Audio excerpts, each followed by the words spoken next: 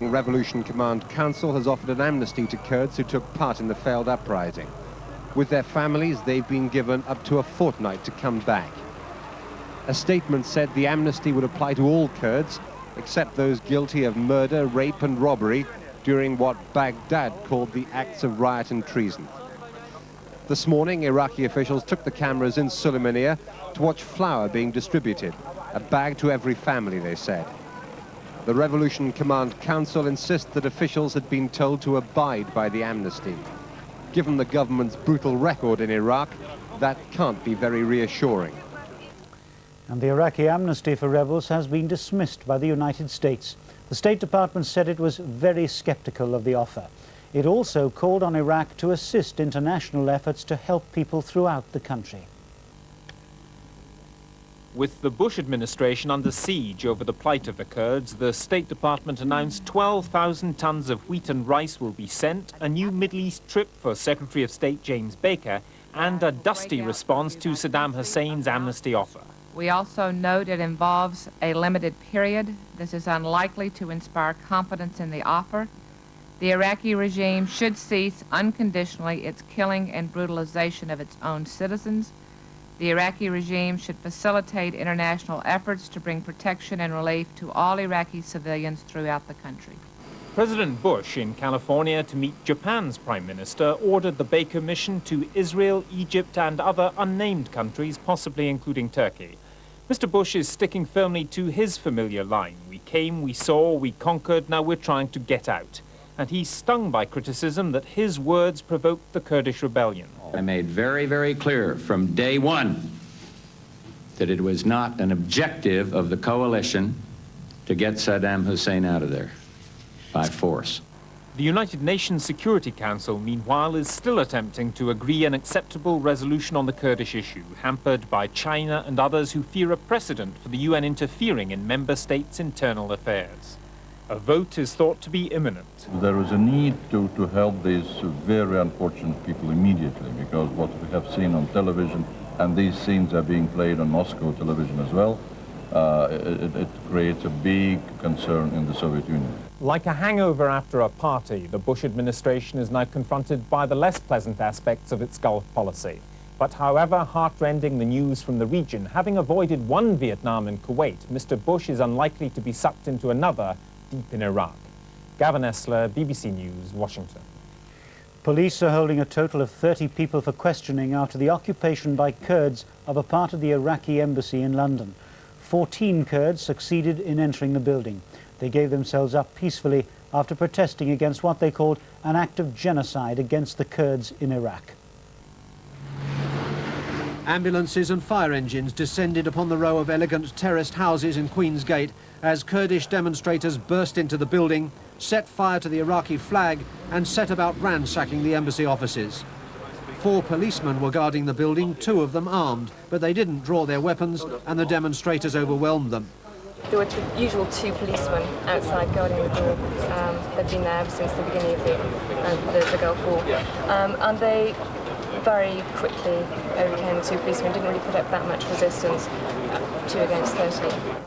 As files, documents and office equipment were flung from the upper floor windows, the chill morning wind whipped the falling paper into a snowstorm. And a full-scale anti-terrorist police operation went into action. Armed policemen hurrying into neighbouring buildings and clambering over the rooftops. But it soon became clear that despite the massive response of authority to the embassy invasion, it was a comparatively harmless publicity stunt. Those who'd lost the initial brief struggle to get into the building contented themselves with demonstrating in the street, unhindered by the police. Those inside set up their banners and broadcast their indistinct protest from a balcony as police negotiators and their interpreters prepared to talk to them.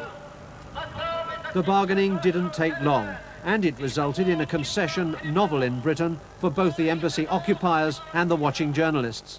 They wish to make a statement to the press, and shortly I will be asking you to move nearer the premises so that you have a better view of them and they can make their statement. Their honour having been satisfied, the demonstrators were searched and handcuffed and brought down from the 5th floor office where their protest had ended, out into the street where they were permitted to make their cry for help for the Kurds in northern Iraq heard more clearly before they were taken away. Please, we need your support! They're killing our children! It wasn't only in London that Kurds have been protesting. Demonstrations in Turkey and Czechoslovakia ended in violence. In Istanbul, police said a man was killed and 2 others injured when shots were fired from the Iraqi consulate after protesters threw stones at the building. And in Prague, shots were fired during a demonstration by Kurdish students outside the Iraqi embassy. An Iraqi official denied reports that the shots had come from inside the embassy. Police investigating the planting of 9 firebombs at clothing shops in Manchester say more suspicious devices have been found in the city tonight. So far, no one has claimed responsibility for last night's explosions in which no one was injured. The attacks began half an hour after midnight. 3 devices burst into flames in the BHS store, setting off the sprinkler system, which in turn limited the damage. With emergency services on the scene, 5 further devices erupted within 10 minutes in 5 different stores.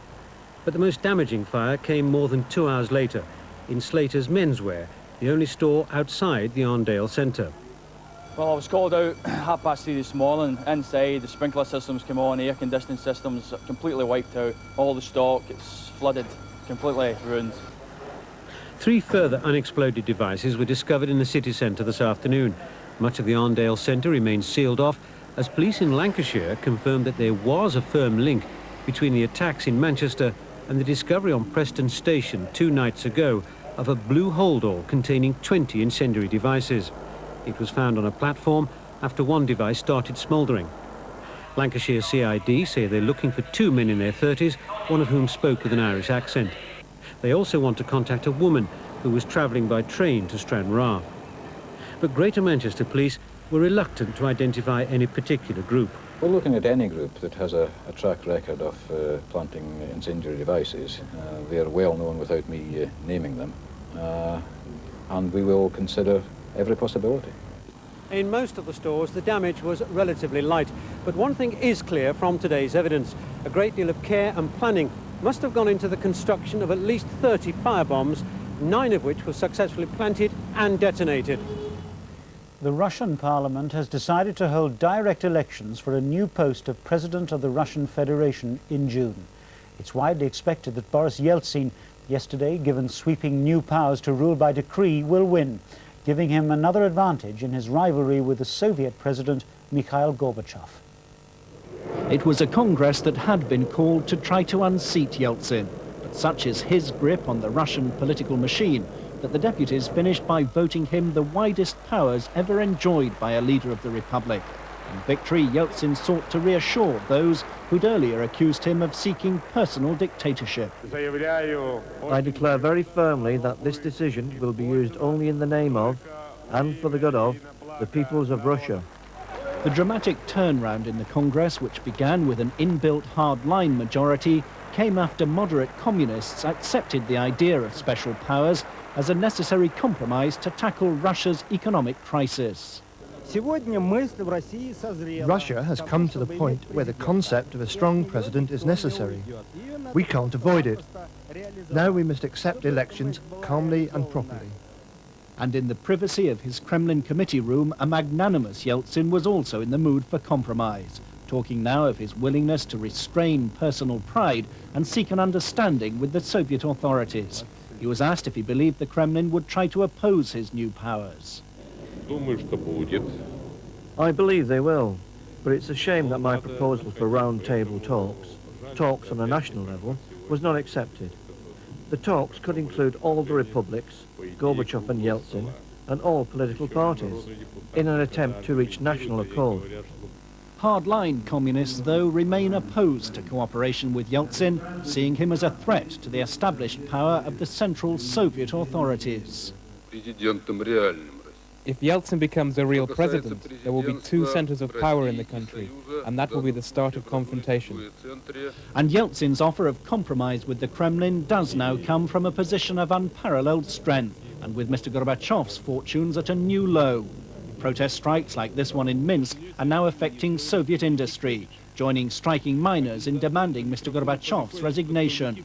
With Russian presidential elections now scheduled for June, the workers, the parliament and the people now seem to be backing Yeltsin.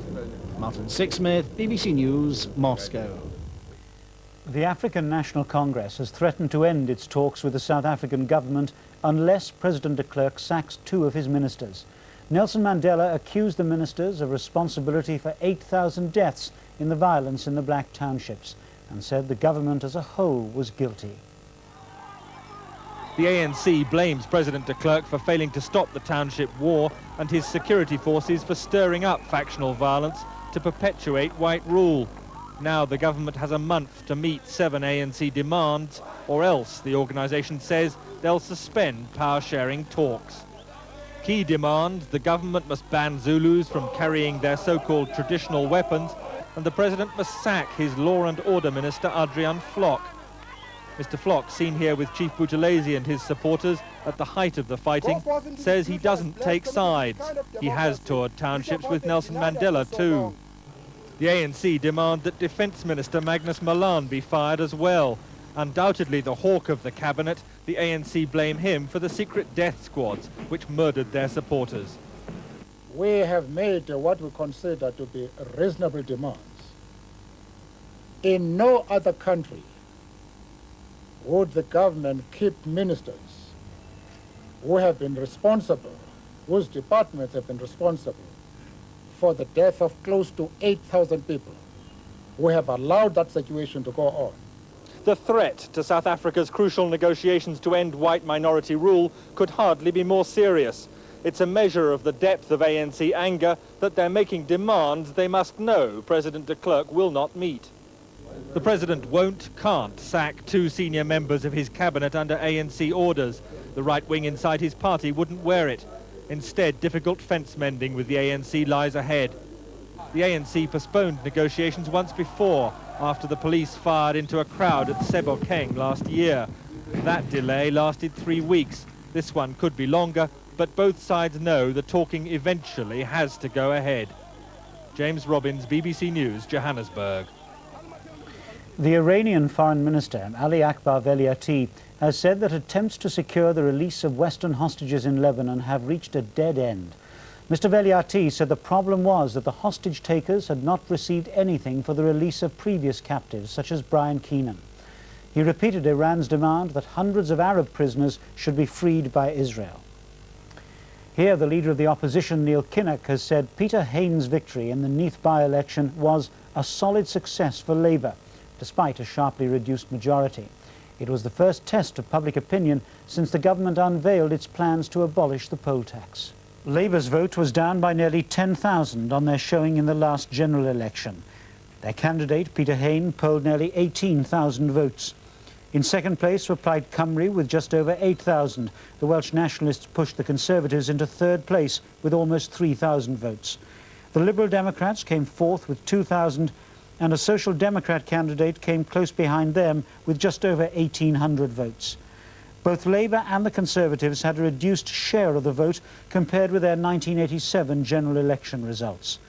Plaid Cymru trebled its share to come second, and the Liberal Democrat and SDP candidates appear to have split the alliance vote between them.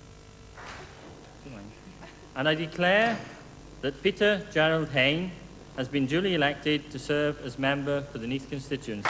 Thank you. Peter Hain first came to public attention as a young Liberal, a youthful and controversial campaigner against apartheid. Today he became Labour's newest MP. Can I say to you, Diolch yn fawr, I chi gyd, thank you very much indeed. But the majority was cut in half, the party's worst result in Neath since the 1920s, partly because of a low turnout. In a safe seat, in solid Labour territory, there's in a sense nothing to be gained for the party in that position. You've got everybody firing at you. We took that fire quite confidently. Plaid Cymru are pleased to be in second place. In the last general election, they came a poor fourth. What we've seen is people feeling the opportunity at a by-election to vote against the Labour opposition in an area of Wales where they've been in government and local government for so long. And also, I think, people feeling now that the issue of greater autonomy, the issue of a Welsh Assembly, should now be put firmly back on the political agenda. The SDP came within 200 votes of the Liberal Democrats, who, after spectacular successes in Eastbourne and Ribble Valley, claim not to be disappointed. No, it wasn't a good result for the Liberal Democrats, but it certainly was a bad result for the government and really a hopeless result for Labour. The Conservatives are already quite expert at dismissing by-election results as inconsequential. What very often happens in what's regarded as a safe seat for one of the big parties is that a third party does very well as a sort of protest vote against the incumbent. I think that's happened in Neath, and I think that's why Plaid Cymru have done so well. At the victory breakfast photo call, Peter Hain said he was ready to fight a general election at any time. But this result won't have brought it any closer. None of the major parties have much to celebrate. They'll be looking east to the Monmouth by-election for a more significant test of political opinion. The Foreign Secretary Douglas Hurd says that his talks to reduce tension between Britain and China over the future of Hong Kong have made reasonable progress. Mr. Hurd was speaking after meeting the Chinese Prime Minister Li Peng on the second day of his visit to Peking. China today is firmly in the grip of communists, resolved not to suffer the same fate as collapsed Marxist regimes in Europe. In this square 2 years ago, Peking brutally faced down its own dissent. Democracy activists are still being punished. This afternoon, Mr. Hurd found his host, hardline Prime Minister Li Peng, in a benign mood over Hong Kong, which reverts to Peking's control 6 years from now. The Premier agreed to revitalise currently paralysed talks on transition.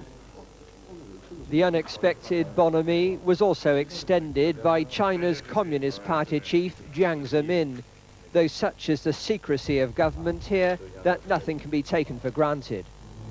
So the initial assessment of this visit is that China's leaders are aware of the dangers of allowing Hong Kong's transitional period before communist rule to fall into drift and uncertainty. No one on the British side is claiming a breakthrough yet, but there is a belief that a crisis is being averted on who really runs Hong Kong before 1997. Brian Barron, BBC News, Peking. In the city, share prices have risen to a record high for the third successive day. Speculation about a further cut in interest rates helped push the 100-share index to a close of 2545.3. That's up over 20 points on yesterday. An optimistic mood in the city has been pushing share prices up all week. One reason is increased confidence among investors. At a low point in a recession, the city tends not to look at the real economy, but ahead at how it hopes companies will perform. I think you have to realise that stock markets and economies are sometimes out of phase because stock markets try to look ahead.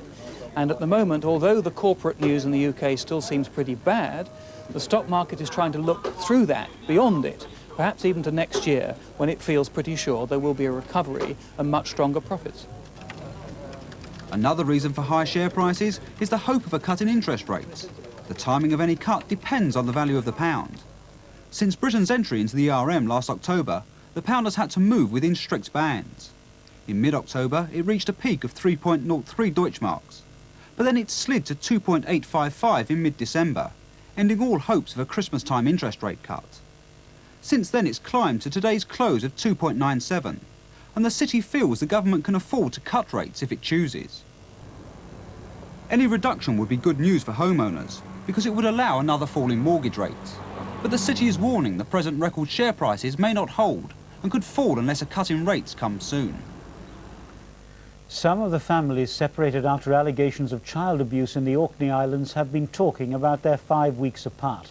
They were reunited yesterday after a sheriff dismissed the case. Social work officials were severely criticised for their handling of the affair. They say they're considering an appeal. At home and reunited for the first time in more than 5 weeks, one of the families at the centre of the case enjoyed a double celebration last night. Happy birthday! Thank you. Best birthday ever. Today, however, it was back to work on the farm for the eldest of their 2 boys who were taken into care. Happy to be home, he described how social workers and police officers had arrived early one morning to take him away. People came when I got up for school, and I heard them speaking, and so I got up, intending to do a runner across the fields. But like my brother, I didn't think it'd be kind of very fair to leave my brother, like, back here and to go down by himself and all that sort of stuff. So I just stayed and just got back into bed. He was not told of the exact accusations against his parents and was medically examined. Unlike his younger brother, who went to a foster home, he was taken to a residential school. This afternoon, the chairman of the Island Social Work Department rejected all criticisms of the council and defended those involved in the case. It's very easy to criticise a department when you're only hearing one side of the story.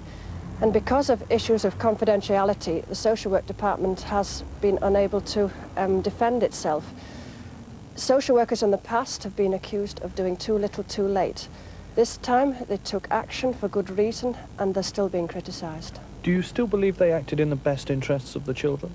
I still believe that they acted in the best interests of the children, yes. But relations between islanders and the Social Work Department have never been worse. And as the families, who still can't be identified for legal reasons, gathered at the quarry at the centre of the allegations, they said they intended to step up their campaign for changes to childcare procedures. And tonight's main news again. 250,000 Kurdish refugees have now crossed into Turkey. But although international aid is starting to flow, it hasn't reached them yet. Newsnight is on BBC2 at 10:30. But that's the 9 o'clock news tonight. Good night.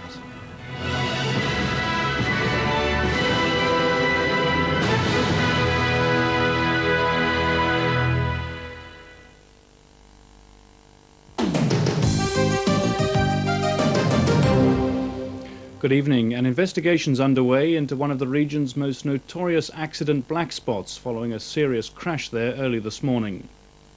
2 people died in the collision between a car and a lorry on the A61 between Leeds and Harrogate. Eyewitnesses say it happened when the lorry appeared to go out of control, hitting the car and then falling into the River Wharfe. The road was closed for much of the day. Leeds City Council is to carry out an immediate review of the bridge, which is one of the worst accident black spots in the region. The Filipino sailor, who was being held in connection with a massive drugs haul at Immingham, has now been released. He was arrested after customs officers seized cocaine with a street value of up to £20 million. Customs found the drugs on board the Philippine-registered cargo ship, the Clipper Alliance, which docked at Immingham on Tuesday. The crew member was released without charge from Grimsby Police Station. Councillors in Sheffield are to hold talks with safety officials about improvement work at the Don Valium Stadium, which will cost £650,000. The work needs to be done before the World Student Games in July, even though the stadium has only been open 8 months. It includes building a new security fence and turnstiles in addition to other safety improvements. One person has been charged with a drugs-related offence following a break-in at a chemist's on South Humberside, from where a quantity of strychnine went missing. The deadly drug disappeared from Clark's Chemists at Epworth near Scunthorpe. It sparked a nationwide police hunt. The strychnine was found this morning and is now back with the authorities. Soccer, one result from tonight in the 3rd Division, Tranmere Rovers 1, Rotherham United 2. And that's all from us tonight. There's more regional news and weather on your BBC local radio station, which will be on the air until midnight tonight. The national weather picture now from Ian McCaskill. Hello. Now this horse is a late entry for the Grand National. He's not going to win, but he will make quite an impression as this deep low sweeps wind and rain eastwards across the whole country during tomorrow. Look at all these lines packing up there, gale force winds in exposed parts of the west. Now the weather front's out of the way by Sunday, but still lots of lines on the chart, and that low pressure does mean a cool and showery day on Sunday. Tonight, well, most places dry, clear and cold. There could even be a touch of ground frost in some central and eastern parts of Britain by the end of the night. By the end of the night too, wind and rain getting into Ireland, western parts of Wales and the southwest of England. Tomorrow, a bright start in the east, but not for long, soon clouding over, quite heavy rain from the word go in the west, and that wind and rain sweeping eastwards across many parts of the country by the middle of the day, and across to all remaining eastern districts except possibly Shetland during the course of the afternoon. At the same time, brighter weather with showers getting into many western and central districts, but not in time, I'm afraid, to improve things at Aintree. The 320 would have to last quite some time for that brighter weather to reach the race. Those are the winds by 4 o'clock tomorrow afternoon. Quite a breezy day everywhere, indeed windy in the west with gale force winds by then in exposed parts of Western Britain. And the temperatures, they don't look too bad. 8 is 46 Fahrenheit, 9 is 48, 10 is 50 Fahrenheit. But with that wind picking up all the time, it is going to feel, I'm afraid, rather cold everywhere. And then on Sunday, a cool, showery and windy day, gales, especially in exposed parts of the south.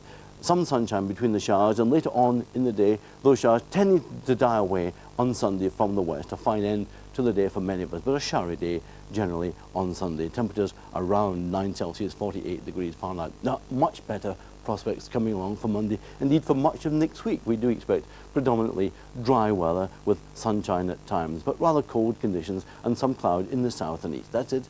Good night.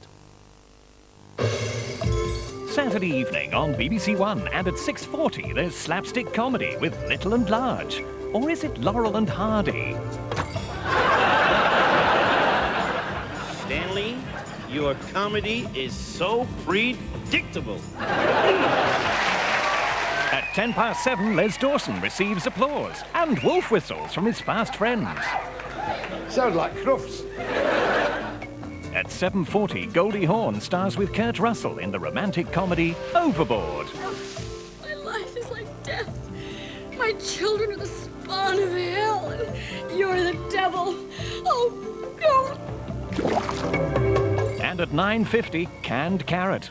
Do you know what the latest proposals are for punishing drink drivers? I'll tell you, if you're caught, you'll get a £1,000 fine. You'll have to take your test again, and up to 10 years in prison. Can you believe that? Having to take your test again? Highlights for Saturday evening on BBC1. The secrets of Hollywood, including the origins of the casting couch and the truth behind Fatty Arbuckle's disgrace, are revealed by author and underground filmmaker Kenneth Anger in BBC2's Arena now. The Boys from the Bush will be with us here on BBC1.